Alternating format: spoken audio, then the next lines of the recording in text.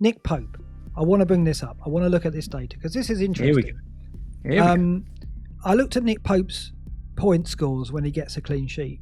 And what's interesting is look at his tallies.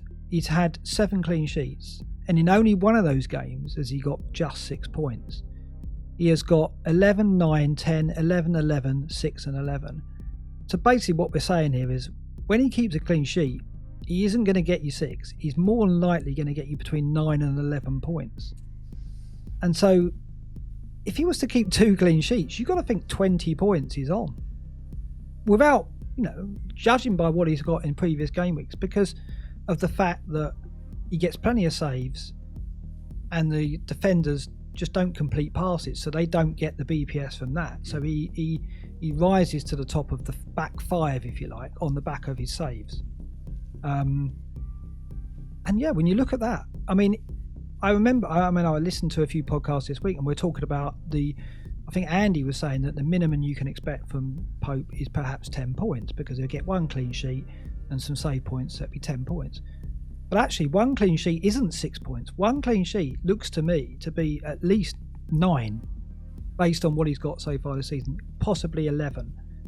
So you're looking at I think his floor is about 13, 14 points. I think he will get 1 clean sheet out of the 2 games. The graphic below shows expected goals over the last 6 matches.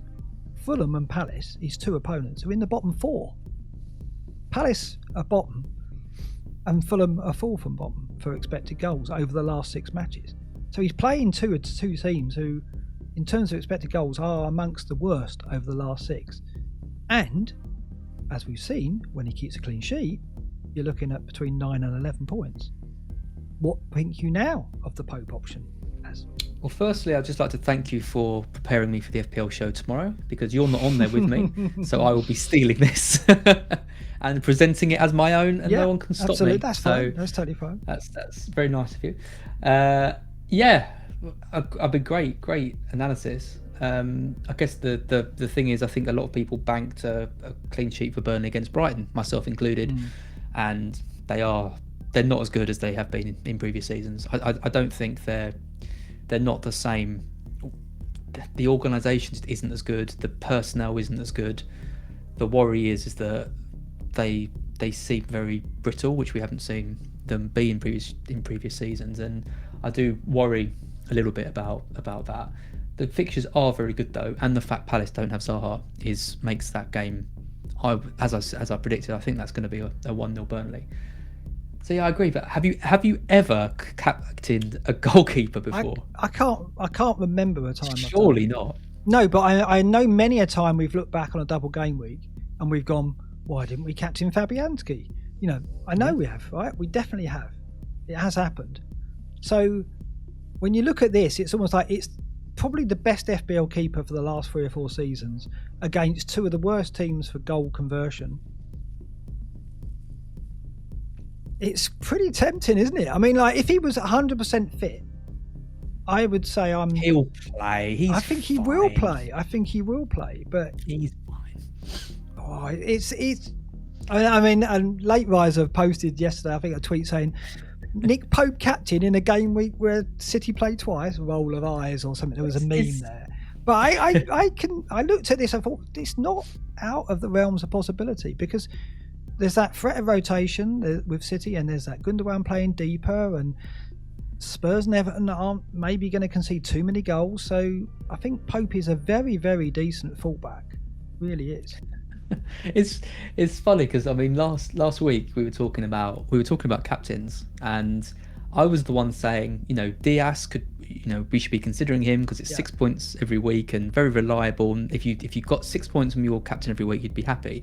And you were like, no, you've got to go for the ones who are likely to score hat tricks, likely to get big hauls. And it's just funny now that Pope is such a consideration. But kind of what you're saying is that Pope isn't really just a safe, reliable pick, because he has the potential to get those 2 clean sheets. If he gets those, 3 bonus in each, that is, he could end up with 15 and 20 points. And when you think about it, if we're saying that he has got 11 points from a clean sheet on 4 occasions this season, right? Now, if you were to say for Sterling or Gundogan to get 11 points, that's a goal and an assist, right? I think there's actually more chance of Pope getting 2 11-pointers than Gundogan and Sterling get goals and assists in both their games. I think it's pretty fair comparison when you look at who Pope is playing, Palace and Fulham.